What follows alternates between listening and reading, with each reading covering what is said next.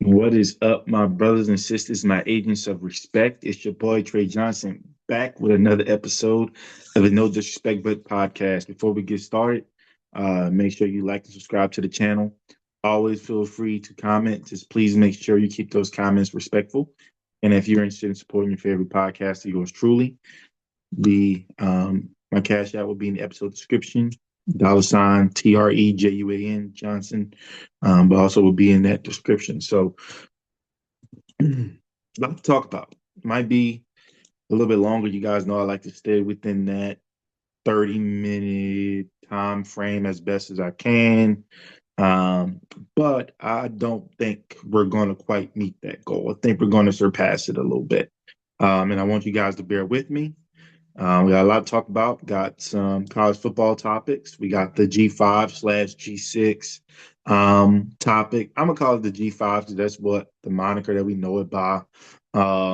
Even though technically speaking, the Pac-12 is now part of that group now, so it's a G6. Um, we're going to talk about a little bit about that and just the discourse around James Madison and Tulane in the playoffs and the future of the G5 in the playoffs a little bit and just some of the hypocrisy there. Then we're going to get into some bowl games. You know, I told you guys we're going to talk about some bowl games coming up because we're going to keep bowl season alive. Then we're going to talk about some changes I made to my college football playoff bracket. So, look,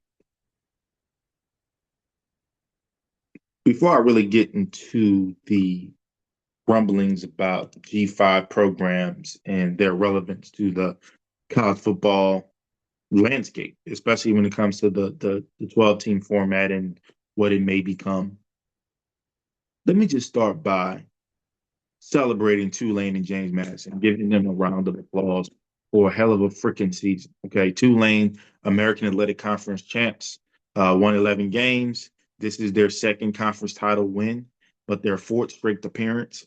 Um, and throughout the season, leading up to their conference championship victory, they beat the ACC champ Duke, um, and they beat a Big Ten member, Northwestern. And I needed to point that out for some of the discourse that's going out about some of these teams and whether they deserve to be here. They beat a conference champ and they beat a member of a Power Four conference, or Power Two, as we should say, when it comes to the Big Ten and SEC. They beat a Power Two conference team in Northwestern that is going to a bowl game this year. James Madison, Sun Belt champs. Really want to give them a round of applause, guys. If you love college football, you got to love James Madison. Dominated on the FCS level. Figured, hey, we're really good here, but we can be good at the next level. They put together the resources, they do the process, they go to FBS. They're great right away, mind you, but they're not eligible to go to a bowl yet. So what happens? You have to wait a couple years to go. Now, fourth year FBS, second year bowl eligibility, they make it to a college football playoff. Give them a round of applause, please. And not to mention they lost their coach. And not just talking about this season. They lost their coach 2 years ago, who happens to be leading the number one team in the nation, Indiana Hoosiers, in Coach Kurt Signetti. So they replaced a really good coach. They lost a really good bit of their roster, who are now helping Indiana in a quest for a national championship. And it got to the college football playoffs. So shout out to them. Shout out to both programs. Who we're not going to give an applause to, or at least not on this show. Maybe they may be patting each other on the back because they've been stroking each other on social media and in various podcasts. Are the media members who want you to be upset that Tulane and James Madison got in, that want you to believe that the system is corrupt and the system is broken and the system is dysfunctional and the system is flawed. And you guys remember a couple episodes back, I mentioned the system isn't flawed. You are. That's me included. The thought process of this has to be a Big Ten and SEC invitational. This has to be the best 12. There's no way they're going to let the little man in, the poor G5. Yeah, they may get one in, but that's about it. There's no way the committee will really look down the line and truly give these G5 teams something to play for. And they proved you, me, everybody and their mama wrong when they put two G5 teams in. Tulane, who was ranked higher and had a head-to-head win against Duke, and JMU, who was ranked higher than Duke. So they stuck to the rules, said the five highest conference champions get a playoff berth. You got a Big Ten champ, Indiana, you got an SEC champ, UGA, you got a Big 12 champ in Texas Tech, and then your Sun Belt and your American Athletic Conference champs were higher than your four-loss ACC champ in Duke. And they stuck by the letter of their law. They did. It wasn't one of these ambiguous terms of what's the committee thinking, what's their mind, who's the best or who's the most deserving. They called it fair and square. The five highest ranked champs get an auto bid. That's what it is. Tulane, JMU played the schedule in front of them, right? You got to win your games. That's what we've been telling people for years. You can't complain when you're out because you didn't win enough. You didn't do enough with what was in front of you and what you had, regardless of how hard it was compared to the other teams.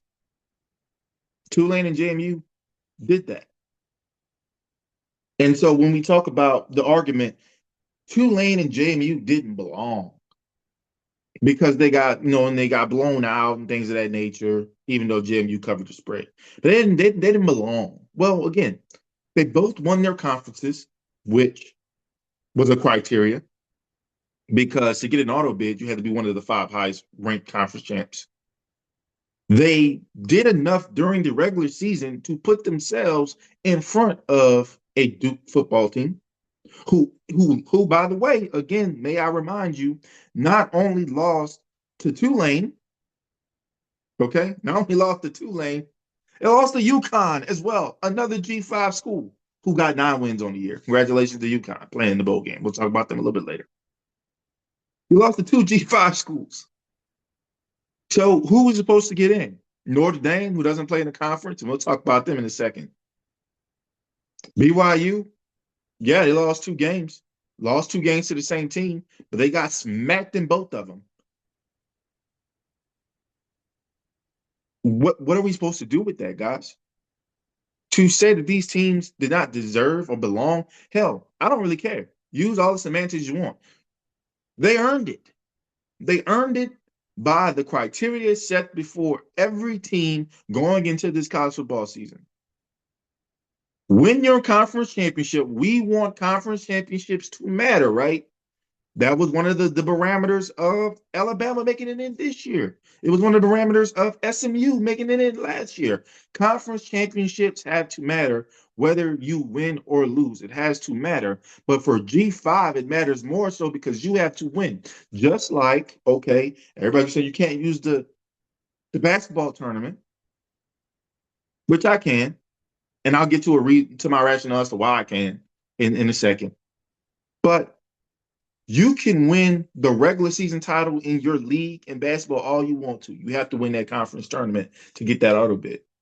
Have you seen teams run the table and then lose? You've seen teams that were maybe middle of the pack in their conference run the table, get hot, and win their conference, and then they go on to the NCAA tournament. So conference championships matter. We were told we have to make sure conference championships are still meaningful to this sport. Tulane won their conference. JMU won their conference. Even better in the quest. Now, James Madison, they were just running through the Sun Belt. But in Tulane's quest, right, to get to the college football playoff, in that conference, the American Athletic Conference, you had Tulane, you had Memphis, you had Navy, you had USF, all down to the bitter end trying to be that champion. Then, because not really knowing who might win in the American Athletic Conference, you had Boise and UNLV over in the Mountain West just waiting, because there was a way that the winner of that game, which ended up being Boise, could possibly get in the playoff. based on who won the American Athletic Conference and how many losses they had and where they were ranked and all those types of things. So you had a number of different or a number of conferences at the G5 level, right? Still Division One, still FBS, but Group of Five, not in the Power Four, having an exciting run towards the end of the year because you're trying to figure out which one will make it. At that point, you were just thinking one. Then we see what's going on with the ACC, who sucked this year. So before you want to talk about who belongs and who deserves a playoff spot, we're here. We got two G5 teams in because the ACC sucked. They're very top heavy. And what's worse is because of a stupid tiebreaker and on one hand counting games as conference games, but then not counting some games as conference games, you didn't get your best team, which was Miami. You didn't get them in. They weren't able to play for a conference championship. Now, luckily, through how the draw went and where they were ranked, they were able to get into the college football playoff, ended up getting upset victory versus Texas A&M on the road. But you didn't have an ability to have your conference champion take that spot. So the ACC sucks. They get a 4-loss team as their conference champion in Duke, who happen to be ranked behind Tulane and James Madison. And James Madison, because they're ranked higher than Duke, they get in. They're one of the 5. It is what it is. Then and look, I have seen some folks speak to this of the low-hanging fruit of the G5 teams can't make it because they're going to get blown out. Blowouts? Really? We want to go there. We want to go there. Blowouts. Every single format the college football playoff has had, there have been blowouts. There have been blowouts in 5 of the last 7 national championship games. We saw a team get skull dragged 65-7 in a national championship game. We saw Alabama get demolished by Clemson in a national championship game. We saw Clemson get demolished by we saw everybody get demolished by LSU en route to their national championship in 2019 in the playoffs. We saw Ohio State get thrashed 52-24 to Alabama in a national championship game. So don't give me blowouts that they can't do it because they're blowouts. Oh well, every game is a blowout. Okay, well maybe if we get to a point where we get 4 and 5 G5 teams in, maybe every game won't be a blowout. But for now, they've only managed to get 1, and then this past year they were able to get 2. Which one? James Madison covered the score or covered the spread. Tulane was moving the ball up and down the field on Ole Miss, but if you actually watch college football and you watch Pete Golden defense, even going back to his days at Alabama, he's very much a bend but don't break type of coach. I will give up the yards, but when you get down into that red area, I will make the necessary adjustments to either cause you to make a mistake, which they did a number of times versus Tulane, or we're going to make you settle for field goals.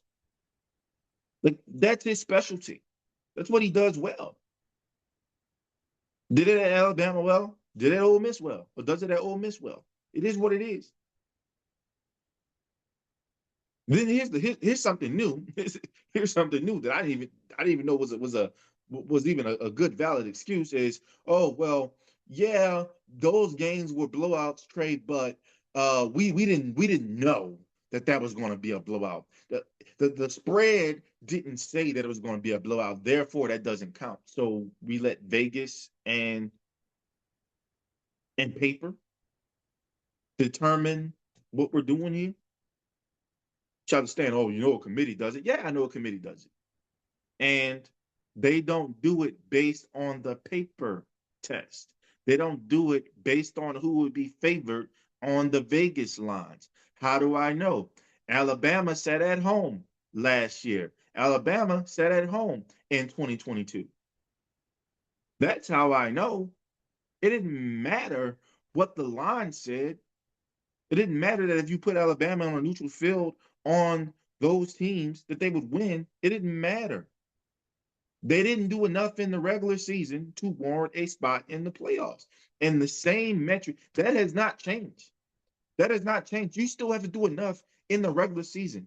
If you get lucky to get to a conference championship, there are some things you have to display to warrant your space, right? In a playoff format. That's in any league. Any league. And we'll talk about that in a second. But don't give me the blowout excuse, and don't make it worse by saying, well, it didn't look like a blowout on paper. They looked even on paper, and therefore we can't hold it against them that they got blown out. We didn't know they were going to get blown out. We knew this team. No, you don't know anything. You don't know anything. The game has to get played. So we don't know anything. So I don't care if you're a 17-point favorite or a 21-point underdog. The game has to get played at the end of the day. And Tulane, of course, they didn't deliver the performance that they wanted to deliver. But they made a lot of people happy. A lot of America, not just the Tulane faithful, not just New Orleans, not just the state of Louisiana, not just their conference. They made college football fans everywhere excited. Same as James Madison. We learned more about their programs. We learned more about their kids. We learned more about just how they got there, their journey. With no assistance, by the way, of the national media. All you guys did was bitch and complain about how these guys got in instead of a BYU and Notre Dame, instead of just focusing on what these two teams were able to accomplish, what they have built within their culture, within their programs to get to these points. There's not too many teams that are having a more dominant run in the past 4 years than Tulane. They have the 6th most wins in FBS. JMU, again, 4 years at the FBS level, 2 years of bowl eligibility, and in year 2, you're in a college football playoff. That is amazing. It should be celebrated. What are we doing to say that they don't belong? It's an idiotic hill to die on. It is. It is. Like, I don't care. Sure, their strength of schedule may not meet your particular metrics, but guess what? They can't schedule themselves. Teams have to be willing to play them. Me, a Bama fan, you know what we just did? Our administration decided we're not about to play USF. Yeah, we got some more games down the line, but to hell with that. They almost beat us in the monsoon. They almost beat us in Tuscaloosa. No, like why? Why would you do that? Did Notre Dame schedule Northern Illinois again? I think not. So you have these teams, especially at the Power 4 level, that are able to dictate who they want to play and when they want to play them. And so they say, well, the G5 schools don't have the schedule, don't have the strength of schedule. Well, guess what? Y'all got to be willing to play them. Play them. And not just them coming to you, not just at some neutral site during a bowl game. Come to their house. Come to their stadiums. Let their atmosphere give them some level of an advantage. Two, home and home series. Let's do it. Let's show it. We keep talking, oh, this school wouldn't hang with this school and blah, blah, blah, blah. No, let's do it. Schedule them. Otherwise, if you're going to keep ducking it, and because here's the thing, as a Power 4 school, more specifically a Power 2 school, the belief is that I have more to lose if I lose to this team than I will gain if I beat this team. That is the logic that they go around with this scheduling. And that's fine. But at the same time, you can't hold it against the G5. They're not ducking you. It's the other way around. So don't give me strength of schedule. Oh, James Madison only played one team in the top 50. That ain't their fault. They came in as an FCS powerhouse, ready to play anybody, anywhere, at any time on the FBS level, and y'all was ducking smoke. The top tier teams were ducking smoke. Y'all ducked North Dakota State too, and they're an FCS school. You duck the smoke, and it's okay. Just don't hold it against them because they can't schedule themselves. All right. Another one I heard. The financial advantages. Oh my God, they just can't. The G5 schools, they just can't keep up with what the Power 4 schools are doing. They're going to get rooted out with just the financials, the transfer portal, the NIL, blah, blah, blah, blah, blah, blah. Hey, guys, welcome to college football. Well, for the last 100 years, the haves have had more than the have-nots. Like, welcome. It's not new. I know we're about to go into a new year. 2026 is right around the corner. But the top tier programs in the nation having a lot more than some lower tier schools in terms of financial resources, that's not anything that's new. When Boise State beat Oklahoma, Oklahoma had 10 times the resources. When UCF beat Auburn, Auburn had 10 times the resources. It happens. It's life. That's not a valid argument as to why they should be left out of the field. There are 136 FBS teams, and you're saying that our playoffs should only be centered around 24 of them? And that's being generous to say 24. No. Like what are we doing? The financial advantages have always existed. The resources and the resource discrepancy, it's always existed. And G5 teams have always found a way to prevail. What do I mean by prevail? They have remained relevant. They've gotten themselves a seat at the table. They produce really good damn football. They get fans invested. And not just when they play each other, but when they play the Goliaths of the world. When they go show up to a New Year's Six bowl and they beat a juggernaut from the SEC or the Big Ten or the Big 12 or the ACC. Or when we still had the Pac-12 and a Tulane beats the Heisman Trophy winner and Caleb Williams in the Cotton Bowl, that means something. And it has always meant something. Again, the system isn't flawed. You have this belief system that programs are all trying to compete with each other on the same level. That I at Tulane have to have what Alabama has. I at Louisiana Monroe has to have what Ohio State has. That is not the game that they are playing, because they know that because of their history and resource management and allocation and effectiveness, that they don't need as much as you do to be on the same level as you do. They don't. They've proven it. They've proven it time and oh, well, that's a one-off. Well, guess what, fam? A playoff is a one-off. For one day, for 60 minutes, not even a whole day, for 60 minutes, I have to execute more than you do. That's all it is. That's all it's ever been. And it can happen. We've seen it happen. Despite the gap in resources, despite the gap in perceived talent. Yes, I get it. It's even worse now because not only do they have the financial advantages to recruit more players than you can, they have the advantages to take your players that you're developing. And I understand that's people's argument. But here's the thing. G5, we used to it, baby. We don't rebuild, we reload. James Madison lost their head coach, lost core members of their roster. They made it to the playoffs, guys. They're playing a different game at a very different level. God forbid they have somebody that can write a check. And look, here's the thing: they got people that could. If they had somebody that writes a check to the level of an Alabama and Ohio State, those teams should be afraid because they're able to build really good rosters, really good programs, develop really great coaches with less than 5% of your budget, and they're making it happen. So don't give me the money thing as a reason. Oh, it's the money game. They're going to push them out. They're going to push them out. Look, here's the thing. The SEC and the Big Ten, the P2, they've been threatening this Super League for years now, man. They've been threatening it. But here's the thing. The G5 ain't going to do the dirty work for you. The Big 12 and ACC can be stupid and try to hop on thinking it's the Power 4. It's the Power 2, baby. You're not a part of the club. You're just a means to an end. They'll use you to get what they want, and then they'll kick you out. But it's not the G5 shit. It's the G8.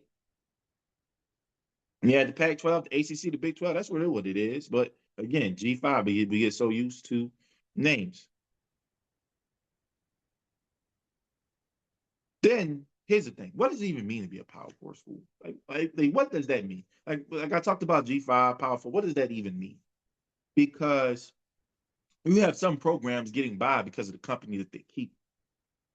Northwestern, Syracuse, Arkansas, Kansas, like they get to walk around puffing their chest out. Wow, we're Power Four. Arkansas, you got beat by Memphis, right? Northwestern, you got beat by Tulane. There are a lot of top tier G5 talents or programs that would at worst be middle of the pack in some of these bigger conferences because they're better than some of these programs who are getting way more resources. I agree, but can't do shit with it. What are we doing? More money? Give me something new. Give me something original because they've always had more money. They've always had more access to get more players to get coaches from programs. That's not new. And guess what? They've prevailed. The G5 has prevailed through it all, and they will continue because they know hardship. They know how to get it out the mud. They know that things can't be handed to them. All they ask for is just give me a little bit more than what you gave me and then watch what I do with it. G5, like Tulane and JMU running the table to get in, that should encourage every single G5 conference to say, how the hell do we do it? How do we do it? It's two today. It could be three or four of us tomorrow. Who knows? Who knows? But what can we do to put ourselves in that caliber? To put ourselves in that conversation? We already got the seat at the table. How do we continue to capitalize on that? Right? But yeah, the more money thing, I don't care because it's a mute point to me because these conferences have always had more. They've always had more pull and say so. But guess what? We got a seat at the table now, baby. We got a seat at the table. And speaking of seat at the table, you have people going on their podcast, going on national media saying the G5 doesn't belong and that they deserve their own playoff. You know what that is? That's called the FCS. The place that they were so dominant at, you called them in to play with the big boys. They took the challenge. They built themselves up to play with the big boys to where they can be a part of a 12-team playoff.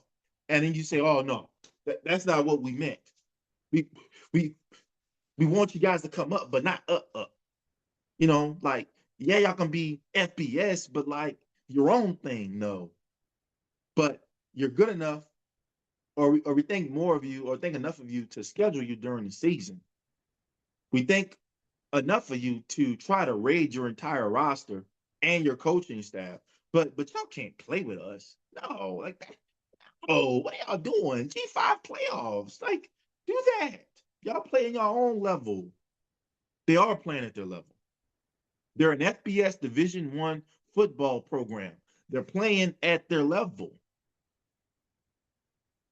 And apparently, two teams played as good of a level as they could to get into the playoffs. So, what are we doing?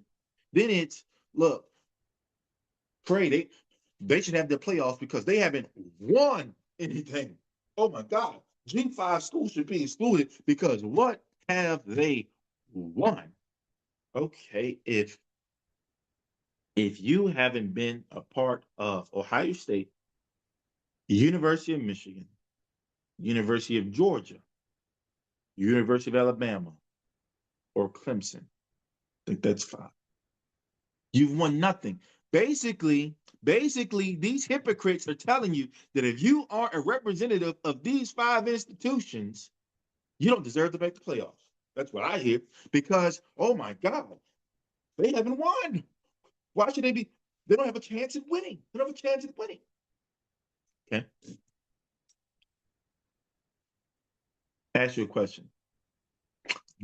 Be honest with yourself. You can, and for those that hear this on the back end, please comment. You know what? I'm going to look it up. I'm going to go look it up right now.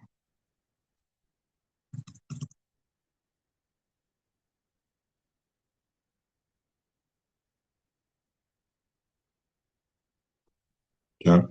No, we don't look at it.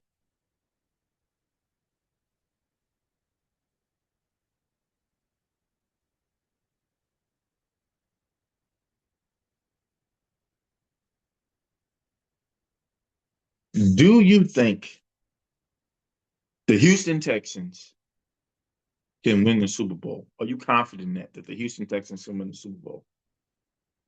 Are you confident the Green Bay Packers can win the Super Bowl? They're the seventh seed, so the lowest seeds in their respective conferences. Are you confident they can win the Super Bowl?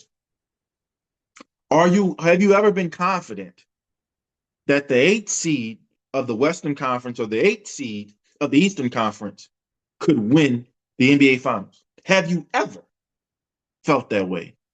The answer is no, because it ain't just about winning. That isn't the end all be all. It's about having the opportunity to get into a format that I have to be better than you in football. I have to be better than you for one day. All the odds on paper, the spread, the roster talent. I may be the underdog, but I just gotta be better than you for 60 minutes. In basketball, I just have to be better than you 4 times. 4 times. I just have to be better than you. Out of 7, 4 times, I gotta be better than you. It's harder, but I know if I can be better than you 4 out of 7 times, I got you. We love it. We love that teams, when an 8 seed takes it to a game 7, it makes that 1 seed sweat. Like, oh my, like we've seen 8 seeds upset 1 seeds, but it didn't happen often. But think about the number of times throughout history, especially in basketball, where that 8 seed just made that 1 seed sweat a little bit. And for 1 second, they thought, man, everything we accomplished in the regular season is about to go up in flames. And more times than not in history, they'll pull it out. They'll pull it out. But there's been moments where they haven't. And those teams have been legends. Golden State Warriors, 8 seed, upsetting the 1 seed in the MVP and Dirk Nowitzki and the Dallas Mavericks. The Memphis Grizzlies, Grind City, upsetting the 1 seed San Antonio Spurs. The Miami Heat, in 2 instances, a play-in team making it all the way to the NBA Finals. We loved it. We love it. We crave it. Because all of us have been the underdogs. Not everybody's been on top. And that's not just talking about athletics, that's in life. So to act like people don't resonate with that, we don't gravitate towards that, especially in a competitive sense, where I have an opportunity to showcase that what I've built myself to be can be better than you. It may not be. It may not be enough, but it can be enough. And I have an opportunity to show you.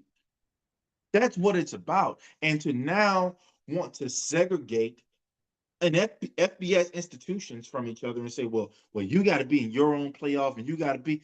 Hell no. We don't stand for that. We don't stand for it.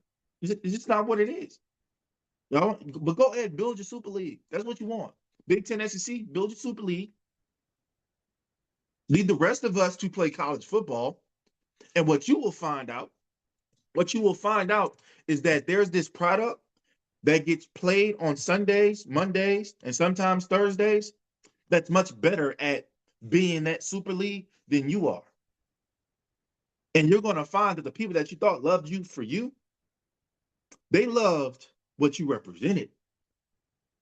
They loved the amateurism. They love the camaraderie amongst teams. They love the David and Goliath, not just the best versus the best, but the little man having a chance to rise up and be something. They love traditions. They love bowl games. And you're going to fail. That's why you haven't done it yet. You want the G5 teams to do it for you, so you can come out on it unscathed. And then it's, well, we didn't want this to happen. They chose it. No. They're not going to do the dirty work for you. We're going to play. We're going to keep scheduling if you'll have us and not duck us. And we're going to keep building programs up enough to where they can be, at the very least, one of those 5 highest champs in this 12-game format.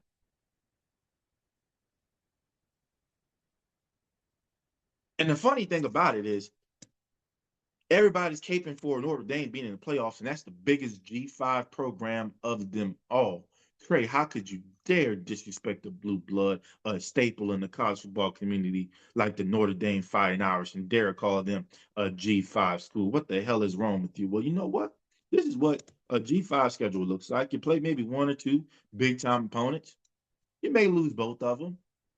You may split if you're lucky. Then you play some lower tier Power Four schools, you know, and you can beat them, Northwestern, Duke, right? And then you play your conference. Oh wait, Notre Dame doesn't play a conference, so they just play a bunch of G5 schools, bunch of low tier ACC schools, and then they'll have two or three big games, but they gotta do something in those big games. And more times than not, they've gone 2-1 or undefeated. This year they went 1-2. They beat USC, but you lost to Notre Dame and you lost to Miami. And then the rest of your schedule was hot shit water. That's what it was. So, but here's the thing.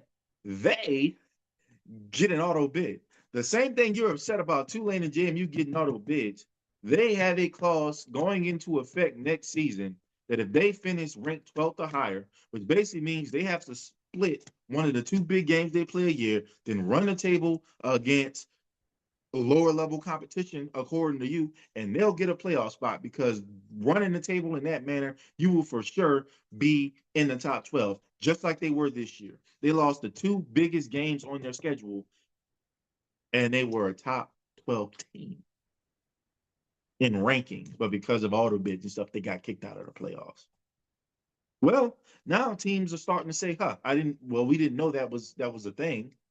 Why the hell will we put ourselves in a position where even if we beat Notre Dame and we're sitting at 10 or 11 and they're at 12, they automatically get in. And because of the conference auto bids, we get kicked out. Why the hell we ever schedule them? And you see a USC back out. You'll see other teams back out. It just is what it is. If I'm Greg Sankey, I'm pulling out. If I'm Greg Byrne, I'm pulling out of the deal I have with Alabama. Like, no. Why? We have more to lose than you do. Like, we don't need you. We have a conference. Notre Dame doesn't have a conference. Like y'all were whining and complaining. You're not even in a conference. You don't have anybody to back, like, stand up for you. Tulane did, JMU did, Miami did. You don't. Join the conference. If you join the conference, you'd be in. That's the truth of the matter. But you didn't. So I don't know. G5 playoff, that is the most pathetic thing I've ever heard. No. G5, they're not doing the work for you. If you want a G5 to go away, you better try to utilize all the resources you can, and better have your lawyers ready because there will be a class action lawsuit never before seen in the college football landscape. Like the Supreme Court and all those folks, they will be begging for the days of just litigation between paying players and stuff like that. But what is about to happen if you try to root the G5 teams out and try to force them into their own bubble? It ain't happening. And I'm tired of people who act like they have the best interest in heart of the G5 teams. Like, save your pity. Like, stop that. Because it's bullshit. It's not real pity. It's you come in with sugar in your hand, and you got fucking salt in the other one. You got a dagger and some salt. So you can just turn the knife in me and it burns a little bit more because it got some salt to it. Like, no, don't act like you care so much about what's going on in G5. You don't. Don't act like you care so much about the livelihood and just the fact that they can survive and you want their survival. Don't give me that. No, you don't. You want the six best SEC teams versus the six best Big 12 teams, which leads me to my final point on this. The 12 best teams. Guys and ladies, no playoff format does that. None. Like, we wanted a playoff. Y'all told us the reason why we were getting the playoffs was because we were told there was going to be opportunities for March Madness in December and January. on all the networks. That was what you guys preached. And yes, I knew, and a lot of people knew that y'all were full of shit, but we gave y'all the benefit of the doubt. We gave the committee the benefit of the doubt, and guess what? They proved me wrong because they got two G5 teams in. But they pissed y'all off because y'all knew exactly what this was supposed to be. It's supposed to be an SEC Big Ten Invitational, and it hasn't quite been that right because what happened? An SEC team like Alabama didn't get in, and a G5 team like Boise State, not only did they get in, they got a bye. So we had to change that. And then what happens? It's the five highest ranked champs, no just, and then the four best teams, right? So they did stick to that. The four highest ranked teams, they get a bye. You did that. But two G5 teams got in based on your criteria. Now it's, oh my God, we don't need Cinderellas. Nobody wants that. Fans don't want that. That is a lie. Fans have always wanted that. We live for it. We embrace it. But it's never been about playoff formats have never been about determining who's just the best team. It's about who's the best team in that day and time. Who's going to be the crown? Who's going to go through the gauntlet and be crowned the champ? That's what that is. You know how I know? 2011, New Orleans Saints, an 11-win team. They have to go on the road against a 7-9 Seattle Seahawks team. They lose that game, by the way, because Seattle is an amazing home environment. Also in their division was a 10-win Tampa Bay Bucks team. A 10-win team missed the playoffs because why? That 7-win team, they won their division. The NFL said the criteria that matters most to us, first and foremost, is that you win your division. I don't care if your division is shit and their division is a gauntlet. You want to get an automatic spot in these playoffs, you better win that shit because they're going to win theirs and they're going to get a spot and they're going to get a home game. NBA, it ain't the 16 best teams. Hell no. It's the teams with the better record that have won the games they have to win in the West, and the teams that have won the games that have to win in the East. And then they play on that side, we play on this side, and then we'll get together. You've had 37-win teams in the East make the playoffs, 50-win teams in the West because they're playing against a gauntlet. They didn't. That lets you know it's not the 16 best NBA teams that are getting in. It's not.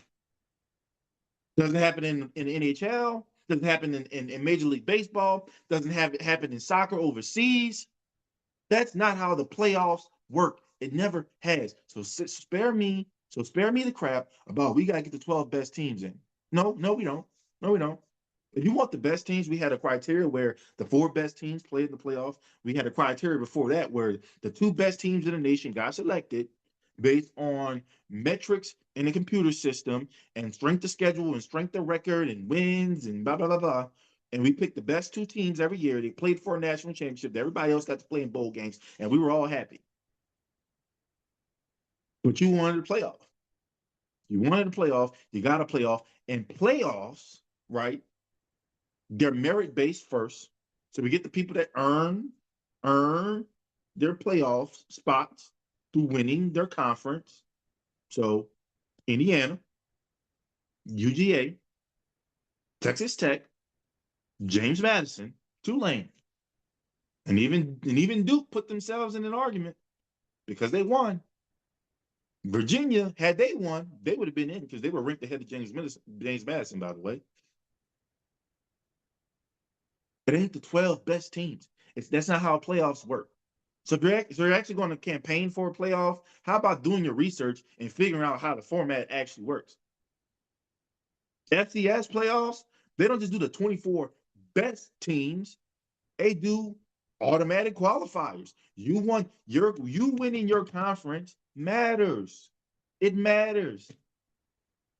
We saw a 7-win team, a 5-loss team get in the playoffs. Like in the FCS bracket. So again, you asked for this, you campaigned for it, you lied through your teeth about it, but you said those words and it's starting to materialize. We got 3 G5 teams in 2 year span time, 2 year span of time in a 12-team format. And so here's the thing, y'all gonna change it again because you're dealing with all this chaos, and now you're gonna convince people that we have to go to 24 teams. Okay. But here's the thing, the beauty of it, and being G5 Trey, that's what I would call myself when referring to and fighting on the front lines for G5 programs, G5 Trey. The beauty of it is the Power Four schools are going to do the work for us. How I know? Trey, how you know? How you know? Okay. We used to have this system called the BCS, right? That's what I was talking about when we selected the two champions, right? And then for some reason, this one conference just kept winning. They just kept winning the national championship. And if that wasn't worse enough, there were these two teams that early in the year they played what was called the game of the century, number one versus number two. Number one came on the road and beat number two, and number two, because we were in the BCS format, they had one loss, and shit, every loss mattered at that point in time. Oh, they were for sure out of it. And they rolled to like number five or number six or something like that. And then all the teams in front of them lost.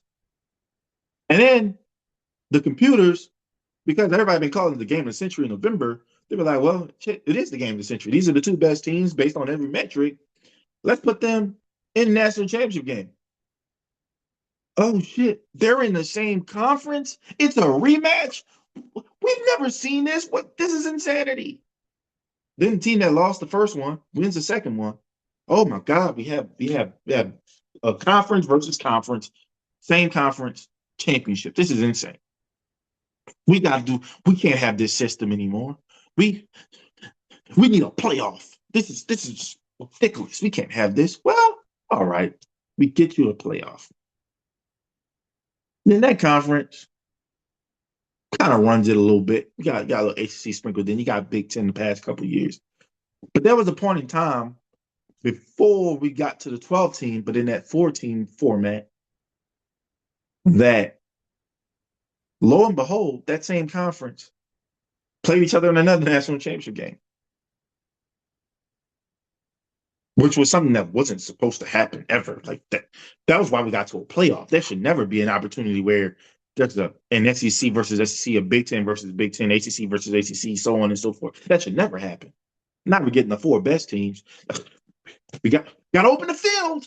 Got to open. Hey guys, but if we open the field, I'm telling you guys, it's not just about this. It's not just about one conference having a national championship or just these two conferences being the ones playing for each other. No, guys, it's not about that. It's about the little man. Think about the Boise States. Think about the UCFs of the world and how they had really good seasons and they didn't have a chance for a national championship. Wouldn't you like if we expanded a little bit and they got an opportunity at a national championship? Wouldn't that be beautiful? Well, we expanded. And in an era where in the BCS and even the 14 college football playoff, outside of that 1 year with Cincinnati, where it was going to be once every blue moon that we had G5 representation. We got ourselves into a 12-team playoff. First year, get a first round bye. Shout out to Boise State. Second year, we get two teams in. Shout out to Tulane, James Madison. And you know what you're going to do next? You're going to go finally to 24, something that you know you want because you want to get as many Big Ten teams as you want. You want to get as many SEC teams as you want. But guess what? Now you're about to get more G5 teams in because now we're going to give all the conference champions a bid into the playoffs, just like the FCS does. And you're going to open the opportunity. Guess what? Illinois State. Nobody believed in them. Shit, I ain't believe in them. They beat my alma mater.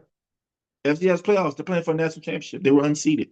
They've been playing for a national championship, the number one team in the nation, the defending national champions in the North Dakota State Bison. Sorry, they beat them.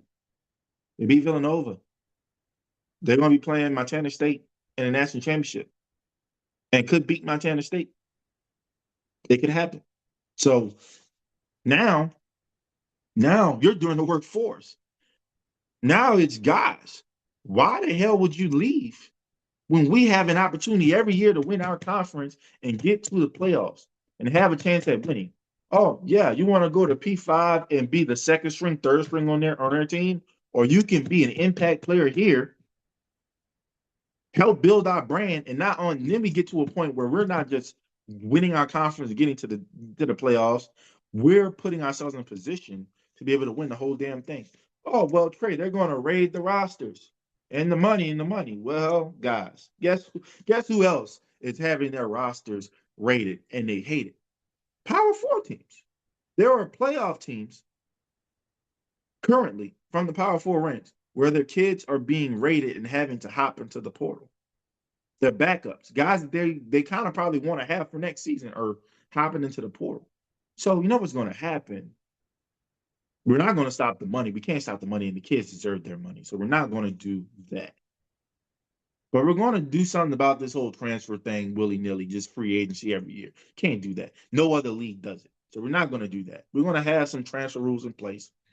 And what is that going to do?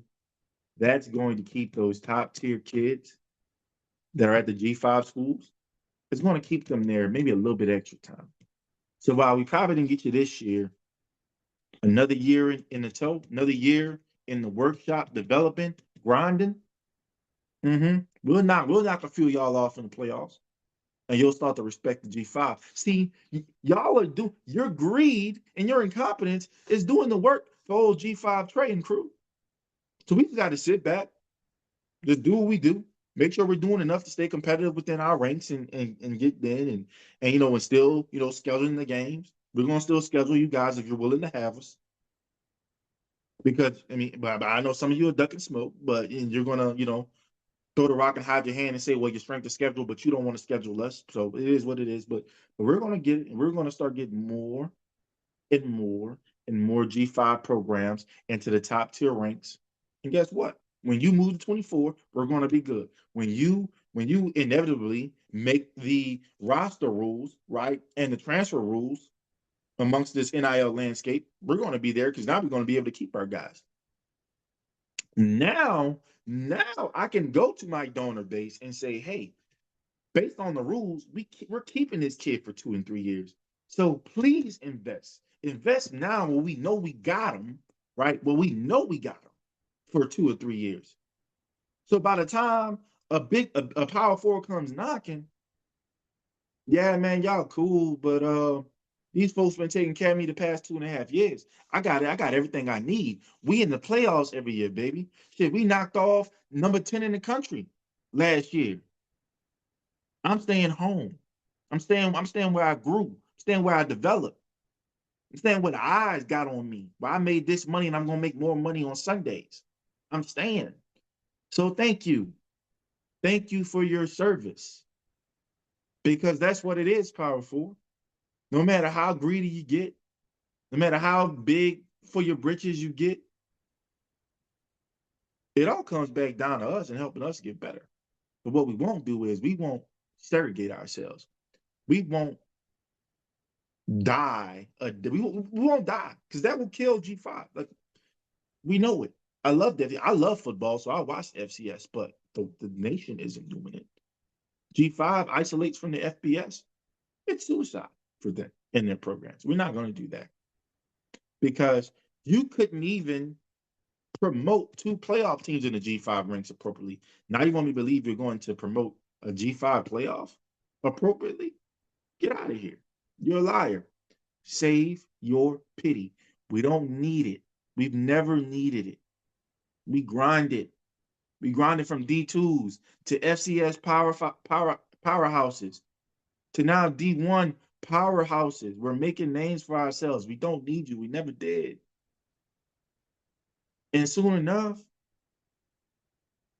we're going to have our slingshot and our smooth stones, and you're going to be standing up on the other side of the valley speaking obscenities at us of how we don't belong and how we're too weak and how we're too poor.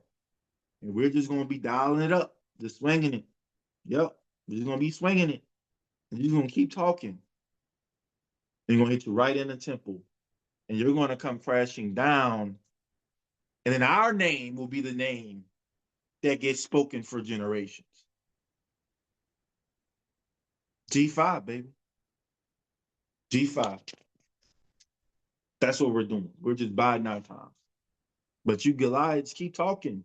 Keep spewing your hatred. Keep spewing your obscenities at us. We're too small. We're too poor. We don't belong. We're not talented enough.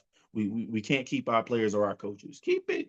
We hear it all, but we're still here, and we're just winding that slingshot up. And all it takes is one right here, and our names will be in the mouths of generations. While you'll just be another passing fad. Here we go. Now, I told y'all it was going to be a little long because I had to earn my moniker G5 Trey. I had to. But another thing I promised last episode was yes, college ball playoff is going on. A lot of people are talking about it. Maybe too many people are talking about it. I want to talk about some of these bowl games. We're actually about to get in the heart of it. I think last time I talked about bowl games, it was maybe 6 of them. It's a shit ton, not like 15 of them. I didn't even count. But one is going on right now. It's Toledo and Louisville. I picked Louisville. I love Coach Brom. Love their quarterback situation. So I picked Louisville over Toledo, but I don't know what the score is. You know what? I'm gonna see if I'm right. I'm about to see.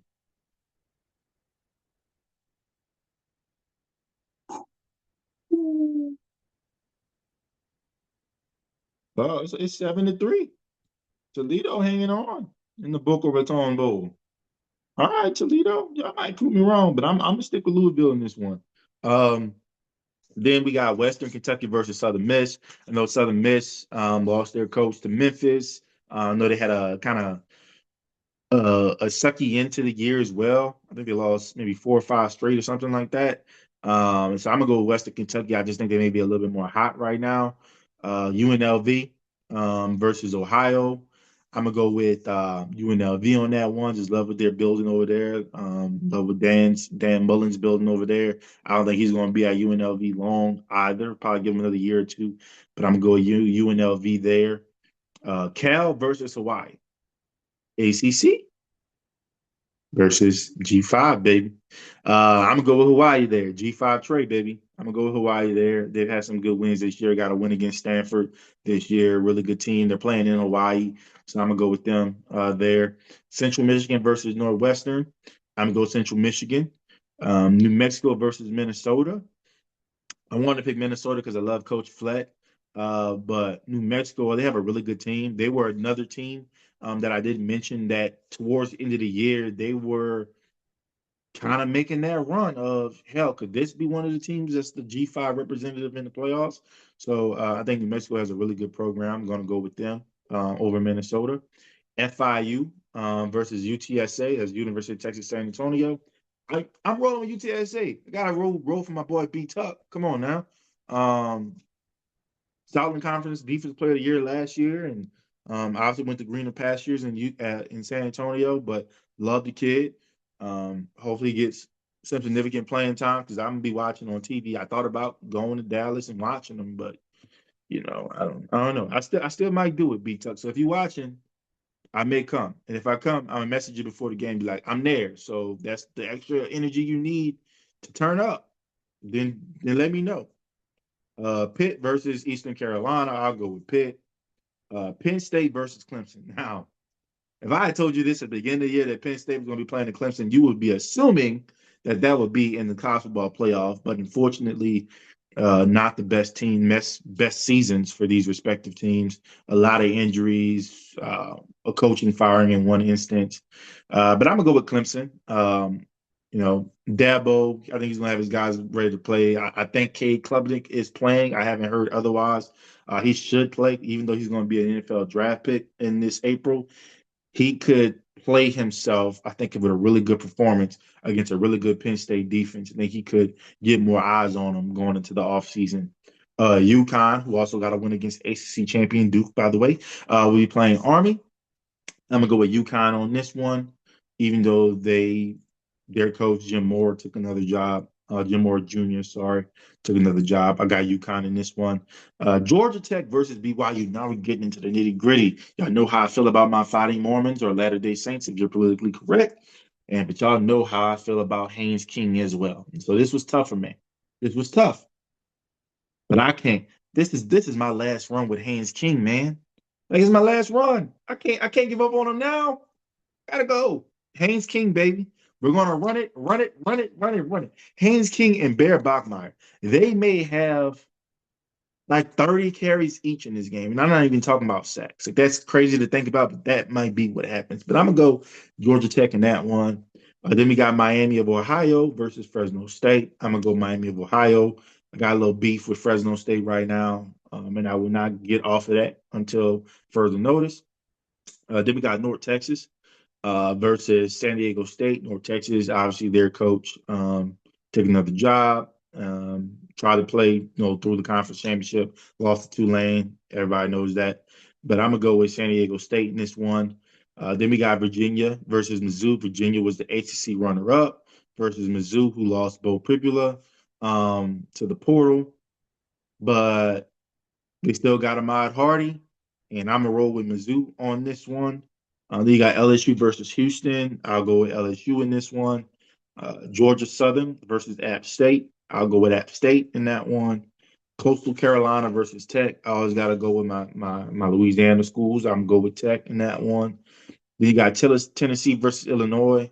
Um, I got Tennessee winning, but I would love for Illinois to win. Like I don't really get into this SEC body stuff. Like I hate Tennessee. I'm a Bama fan, but I'm just trying to be objective. I think Tennessee is just the better team. I think they have a explosive offense, obviously, but I think they have better players on defense to give Illinois trouble as a vice versa. So, or as the other way around. So I'm gonna go with Tennessee in this one, and then USC, which is Southern Cal freaking Gamecocks trying to steal USC. Anyways, USC versus TCU. I'm gonna go with USC in that one.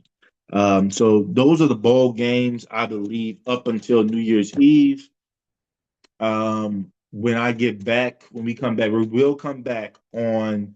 Um, I don't think it'll be New Year's Eve, but I may come back on the 30th, so the day before New Year's Eve. So New Year's Eve Eve. And I may do an episode then, and I'll pick the Wednesday games and then talk a little bit more about the college football playoff. But speaking of which, the college football playoff, had to make some edits. There were just some things I saw this last week, and just gotten to think about the teams that were sitting at home and what I should think about that. I made some changes, and I'm also going to give you guys some bold predictions as well for each game. And take it for what it's worth. I mean, if it comes on freezing cold takes, you guys play these clips. If you gotta use it as sound bites, I'm not that important, but if you think you gotta use it as sound bites to get yourselves ramped up, then go ahead and do that. But let's start with 1 seed Indiana versus number 9 Bama in the Rose Bowl. I actually have Bama winning big in this game, 31-13. I just feel like in the big time matches that Indiana has played in outside of the Oregon game where they did score 30 points, if I'm not mistaken. Fernando Mendoza hasn't played his best ball, but I think their defense has played really well, kept him in games and allowed him to have his Heisman moments. I think Alabama's offense is going to get off to a much better start than they have in games. I think this is probably going to be, I would liken it probably to their start versus Auburn, where it was just a quick 17-0 start. I think they're going to get out of the gates really hot offensively, and I think their defense, I think they're going to be more so in attack mode and um, you know causing things as opposed to reacting to things. Um, and so I got them 31-13 winning that. My bold prediction is that Bama forces 3 turnovers, which I don't know if that's a big prediction, but this one is. I predict that they will rush for 200 yards. I do. I think we're starting to see that Daniel Hill is the guy you got to get the ball to. And I think Jan Miller, that was his first game back. Now you're giving him 2 weeks to get healthier, getting that offensive line 2 more weeks to get healthier. Josh Cuevas, who's a really great blocking tight end, as well as a really great receiving tight end, you're giving him 2 more weeks to get healthier. Um, I think they go for 200. And I think Ty Simpson is going to use his legs in here as well. So it's going to be some complimentary stuff. But 31-13 Bam. And I think they get off.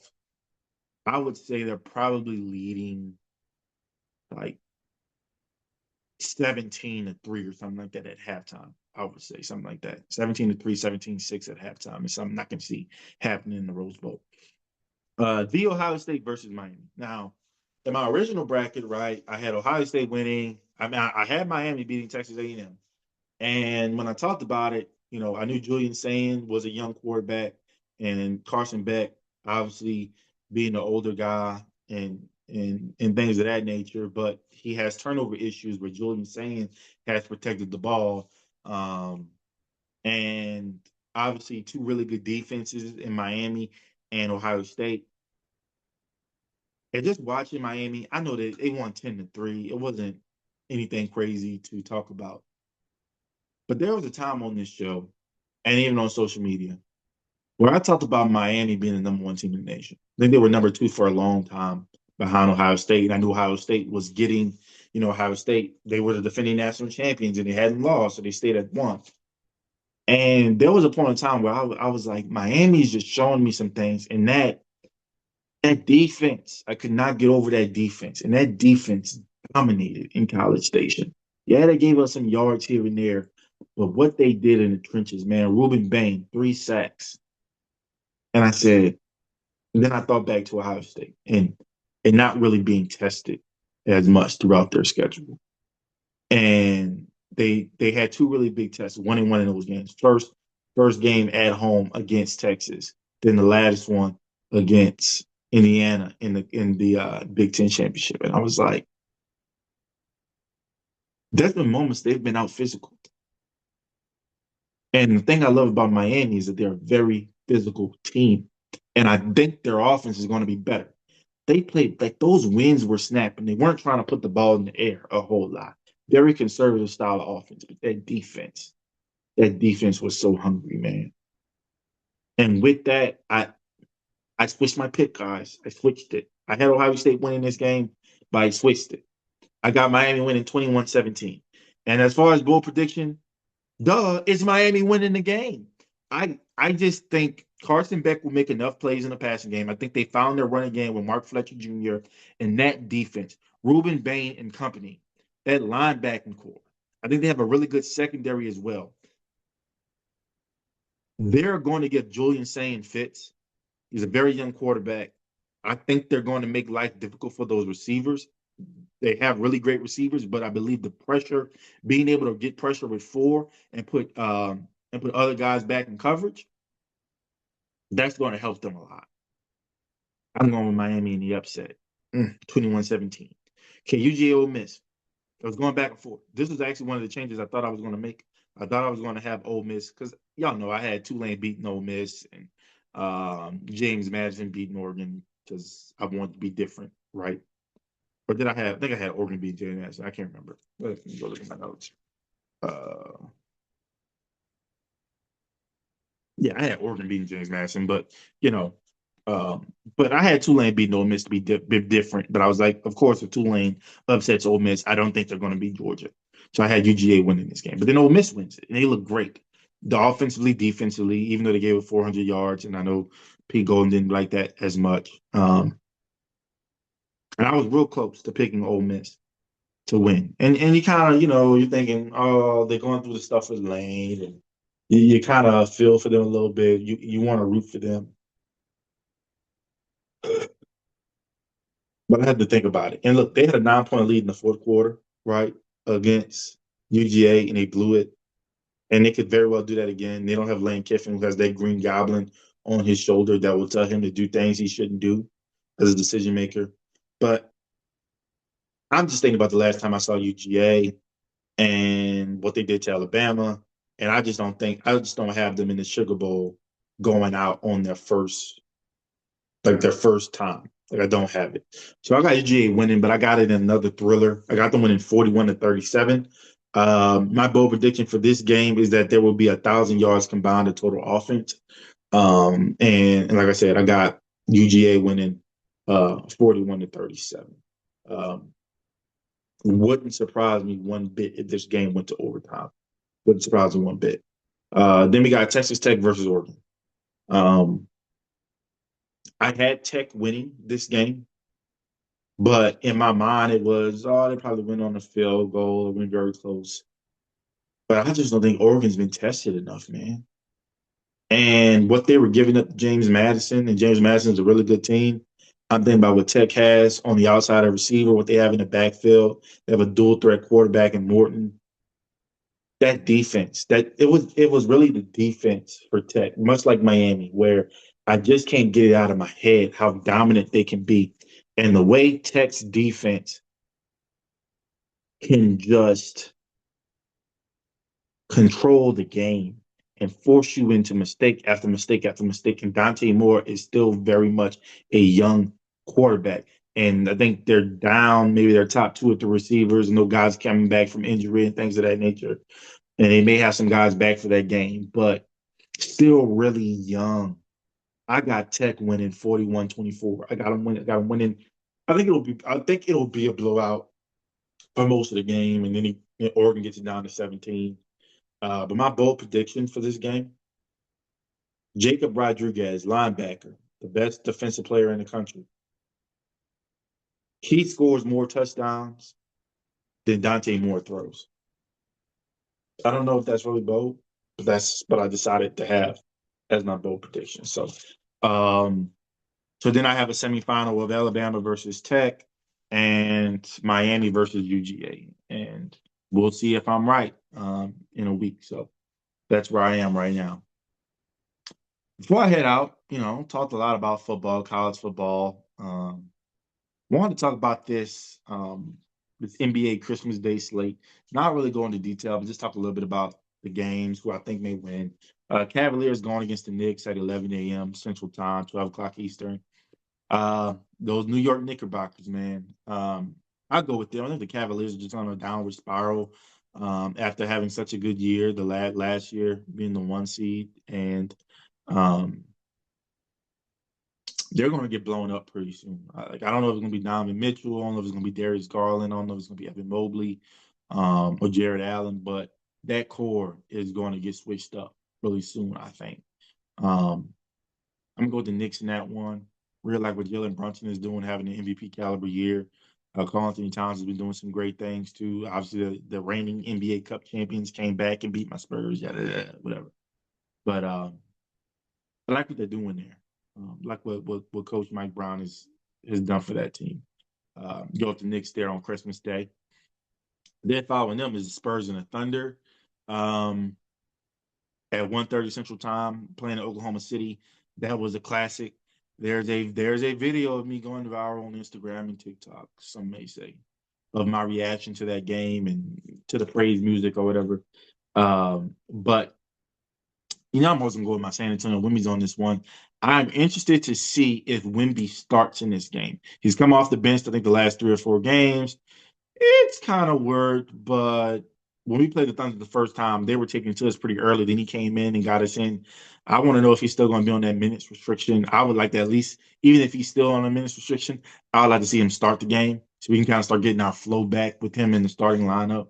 Even if we were to lose this game, it's important that we get that flow back with him in the starting lineup. But I'll go with the Spurs in this one. Um, Mavs Warriors. Rookie Cooper Flag versus the old Warriors. Because the Warriors are at home, I'll go with them. I just think it's something about what Golden State is doing with Steph and Jimmy and obviously Draymond on the defensive side of things, and trying to go the old man route. And I wish they would lean into the young guys a little bit more. But Coach Kerr says he owes it to his guys, owes it to his vets. That is what it is. But I'm going with them on that one. I think the Mavericks are still a young team. Obviously dealing with some injuries and things of that nature. The AD, Kyrie hasn't come back yet. But I'll go with the Warriors in this one. Then Rockets, Lakers. That'll be good. That'll be a good matchup. KD and the Rockets and LeBron, Luca, Austin Reeves and the Lakers. I know the Rockets brought KD in there for scoring. I also know that they thought they'd have Fred VanVleet, who was a scorer for them as well last year. Um, and I just think they kind of miss having more weapons offensively. Alperen Sengun, he's going to be a handful for that Lakers front court. But I'll go with the Lakers in this one. I just think they have a little bit more firepower. And while their defense sucks, I don't think the Rockets have enough horses on offense to make them pay for it. So I'm going with the Lakers on this one. And then we're gonna the nightcap is the Timberwolves and Nuggets and the game versus Jokic, the Joker. Hmm, I don't know. I feel like Ant's gonna send a message on Christmas Day. I'm gonna go with Ant on this one. So what is that? Out of the 5 games, I've picked the home team in 3 of the 5. So I got the Spurs and the Timberwolves getting their wins on the road. But um, getting ready to upload this. Um, Everybody have a Merry Christmas. We're going to talk again before the new year, but if you don't have a chance to watch this episode or the episode before New Year's, have a happy New Year as well. Appreciate all the support that you guys give to the show. And 2026 will definitely be a big win for us. So you guys know how I end this show every time. If there's anything I said that disrespected anyone or offended anyone, look, that's a good thing, right? It's an opportunity for me to learn, and it's an opportunity for you to teach me. All I ask is that you keep it respectful. Peace.